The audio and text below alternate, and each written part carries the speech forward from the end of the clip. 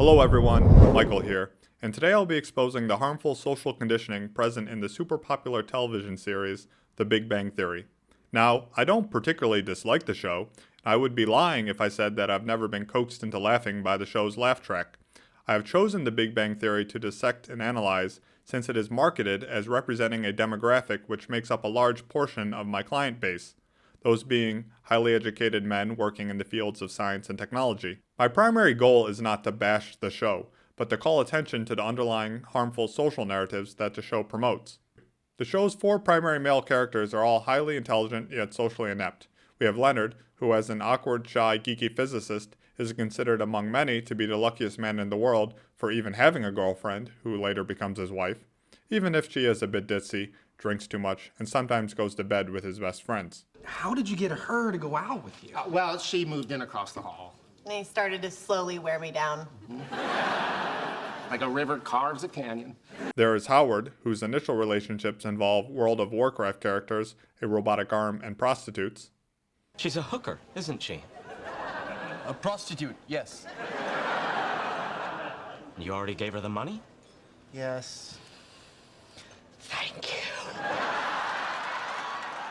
I'm sorry, what was your name again? There is Raj, who can't talk to women unless he's drunk, upon which he becomes incredibly inappropriate. Where are you going? We're doing so well. She never even got to see my penis.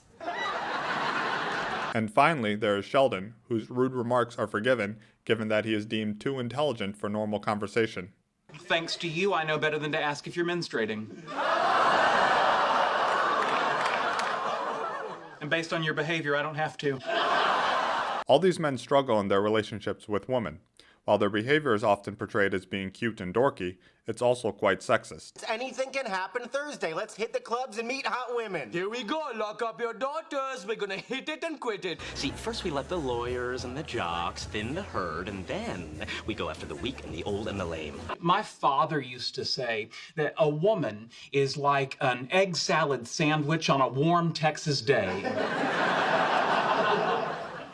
What? Full of eggs and only appealing for a short time. The show, however, promotes letting the men off the hook for their remarks on behalf of them being harmless, non-threatening, pathetic losers. Having personally worked in many male-dominated environments, I have often seen men use misogyny and sexism as a coping mechanism for their own failures with women. Their remarks come out of a place of jealousy, frustration, and spite. They feel threatened when a woman appears in the one domain of their lives where they're supposed to have some control. The Big Bang Theory normalizes and promotes this type of behavior. Okay, that's it. I don't know how, but she is cheating. No one can be that attractive and this skilled at a video game. Other than their intellect, the characters have very few other admirable qualities. Often their behaviors are representations of their cowardice being disguised as morality. It is only their own personal limitations that are preventing them from acting poorly, especially the character of Howard, whose behaviors and actions are solely kept in check by his weakness alone. Would you have opened the door if you knew it was me? Not since I found out the teddy bear you gave me had a webcam in it. When he is punished for his antics, we are made to feel sorry and forgive him.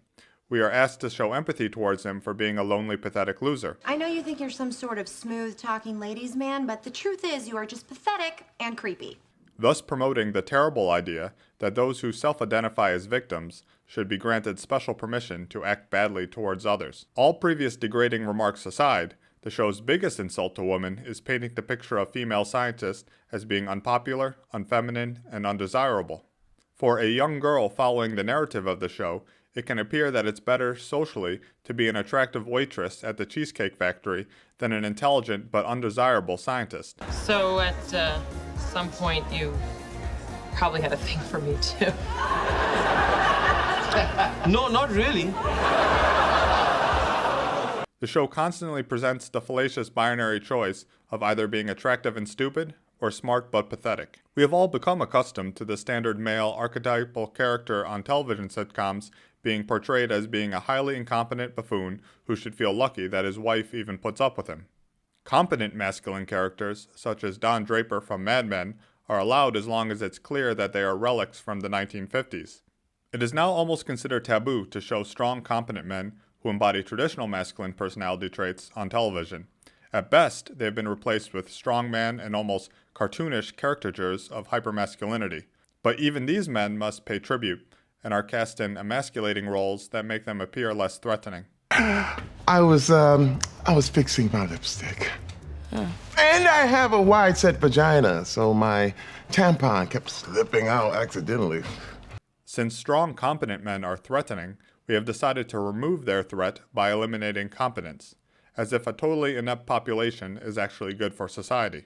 We are providing men the choices of being either a lovable idiot or an intelligent loser. We should instead be promoting the development of well-grounded, strong, and self-secure men, rather than impotent individuals who adopt victim mentalities to rationalize their own poor performance and justify bad behavior. The lead characters themselves in The Big Bang Theory are almost always at the brunt of the jokes. They're not complex individuals, but caricatures of nerds and scientists who are continuously dumped on. The show continuously references what they consider to be nerd culture, with the supposed jokes often being nothing more than the fact that a nerdy reference was made. This? That's the bottle city of Candor. Uh-huh. You see, Candor was the capital city of the planet Krypton. It was miniaturized by Brainiac before Krypton exploded and then rescued by Superman. Oh, nice. The show labels you as a dork for being interested in things such as Lord of the Rings, comic books, science, or even just being an informed and well-educated person. The show's humor does not require knowledge of science, nerd culture, or the possession of an extensive vocabulary. You are simply laughing at the characters for using certain words, in what are often unnecessary and highly convoluted sentences, with there being no actual underlying joke in what was said. And yet here I stand before you, 130 pounds of raging estrogen, longing to grab hold of your gluteus maximus and make Shakespeare's metaphorical beast with two backs.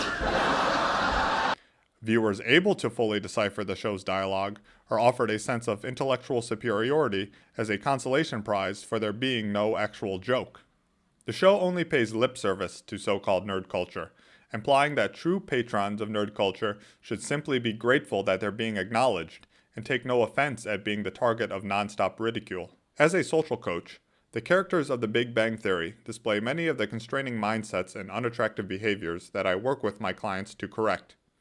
These behaviors include things such as being overly apologetic out of fear of loss due to having a scarcity mentality. No, I'm sorry. I'm so sorry. I take it all back.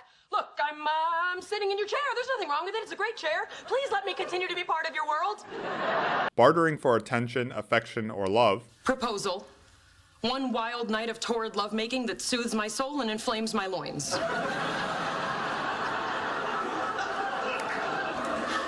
Counter proposal. Being ashamed of one's honest intentions. So what? You've already got Penny. How do I have Penny? In what universe do I have Penny? So I can have Penny? Hell no! And trying to actively qualify yourself to impress others. Are misfiring neurons in your hippocampus preventing the conversion from short-term to long-term memory? There is very little deep character development throughout the series. Each character's core personalities and behaviors, for the most part, remain the same, and most are rewarded for it in the end. Their collective achievements include marrying their dream girls, becoming an astronaut, and winning a Nobel Prize. I always found the mainstream social narrative that one should just be patient and wait, and that success and/or love will find you, to be one of the most damaging fables. What works in a scripted fictional television series does not work in the real world.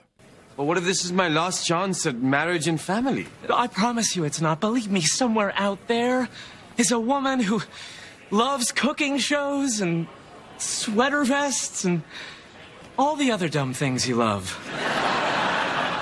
When it comes to achieving desired outcomes in life, I instead recommend the strategy of seeking out relevant, applicable information and then actively applying it. The type of social conditioning embodied in television shows such as The Big Bang Theory only serves to reinforce disadvantageous beliefs and behavioral patterns in its viewers. When such social narratives are left completely uncontested, it can severely hamper the future potential and development of an individual. So if you're interested in learning more about how you can improve your social skills, specifically when it comes to creating attraction, then I recommend you check out my book, which is linked to in the description below. I also provide one-on-one coaching for those who are really serious about improving their social skills so that they can create the life that they truly desire. Again, more info can be found in the description below. Remember to like and subscribe, and I'll see you in the next video. Until next time, ciao.